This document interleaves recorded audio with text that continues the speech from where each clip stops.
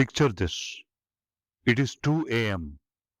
The room is pitch dark, except for the cold, sterile glow of medical monitors.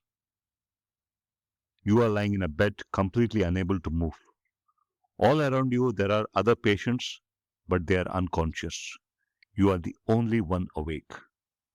The only sound is the rhythmic, mechanical beep, beep, beep of the machines keeping everyone alive. You are trapped in the ICU, intensive care unit of the hospital. The panic tries to rise in your throat, your chest tightens, the darkness threatens to swallow your sanity. How do you survive 10 nights like this without losing your mind? By finding an anchor. Hey there, Raghu here, a certified memory coach on wheels. Welcome to my podcast. The topic of today's episode is ICU focus, managing exam anxiety in the dark. Having survived a severe spinal cord injury, I learned that our true power is in the mind. Now I am on a mission to help students and competitive exam aspirants stop struggling with rote learning and tap into the infinite potential of their brains using proven memory techniques. Let me take you back to the days immediately following my spinal cord injury. I spent 10 agonizing nights in the ICU, intensive care unit. 10 nights where I was the only conscious patient in the ward. I couldn't move my arms, I couldn't move my legs. I was entirely at the mercy of the machines. When the lights went out, the psychological terror was suffocating. If I let if I let my mind wander into the fear, into the what ifs, I could have drowned in a sea of panic. I had to figure out how to take control of my mind when I had absolute zero control over my body or my environment. I survived through something I now call sensory anchoring. I found one single point of focus in the dark room,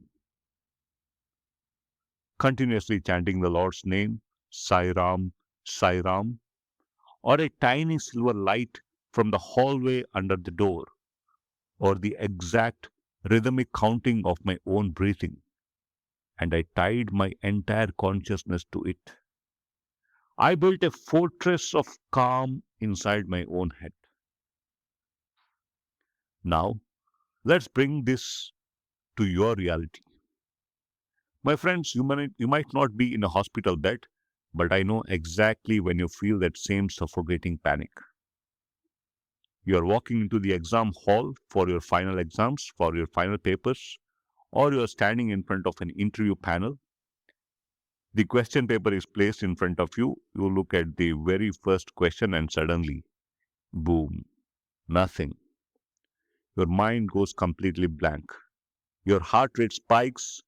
The walls feel like they are closing in.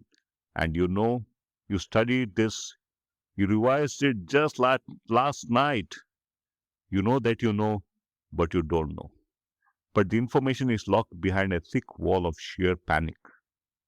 Anxiety floods your system, shutting down the prefrontal cortex, the logic memory retrieval part of your brain.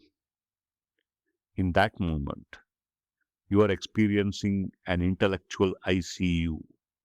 You are surrounded by the chaos of a high stakes environment, and your mind is spiraling out of control.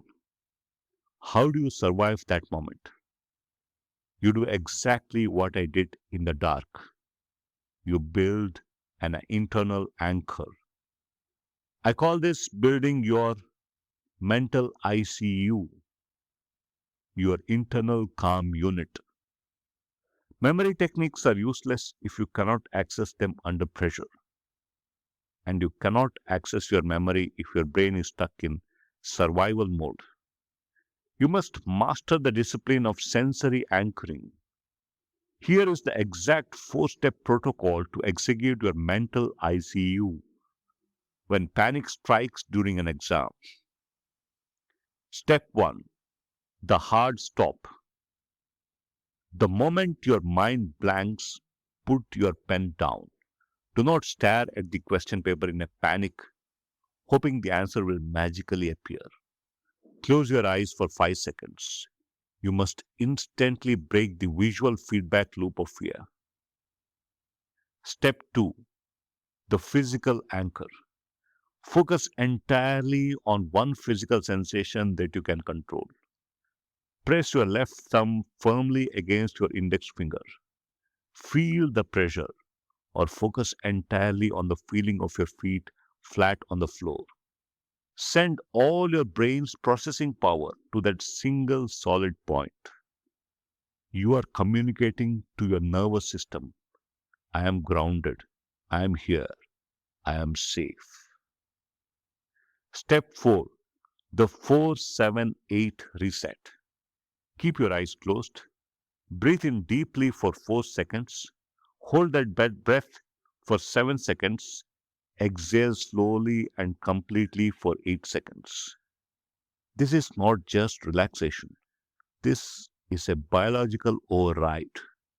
It forces your heart rate to drop and signals your brain to switch from sympathetic nervous system, the fight and flight mode, back to the parasympathetic nervous system when logic and memory live.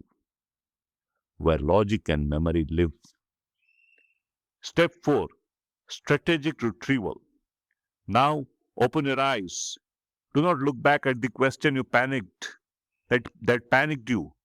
Look at an easy question first to build momentum. Then calmly walk back into your mental architecture. Find the mental pegs or the visualization you use to store the hard data. Because your heart rate is down, the gates to your memory will open back. You cannot always control the difficulty of the exam paper, my friends. You cannot control the environment in the hall also. But you possess absolute, undisputed authority over your internal world. You know, I survived 10 nights in the darkest, most terrifying room imaginable by mastering the space between my ears. The next time you feel panic rising, remember the mental ICU. You have the power to stop the spiral. Anchor your mind, command your breathing, and the answers will follow. You are much more stronger than your anxiety, my friend. I am Raghurama Bhat, your memory coach on wheels. If you found this episode useful, please subscribe to the show.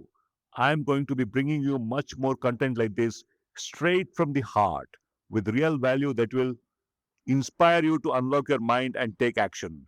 Keep pushing your limits, my friend, and I will catch you up in the next episode. Thank you. Bye bye.